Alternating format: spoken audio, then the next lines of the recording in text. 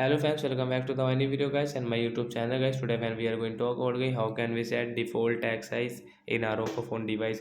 Friends, you want to set guys your phone default text size. So how can you set? Today friends, I will show you. I will tell you in this video. So friends, now let's see how can we set guys default text size. Open your phone setting guys. After on phone setting guys, scroll it. Friends, click on guys phone this personal setting guys. Tap here.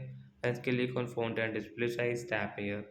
Friends, again scroll. So friends, you can see your font size means your text size. So friends, you can set guys your default text size from here guys. You'll click on default option, apply for here, and friends come back. So friends, you can see guys your default text size.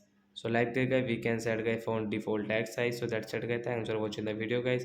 I hope friends you have understood how to set default text size in our Oppo phone device. So bye bye friends, we will meet on next video guys with new topic. Friends, do you have any doubt guys related to guys your phone display and text size setting, you can ask me in comment section. I will check, I will help you. Bye guys.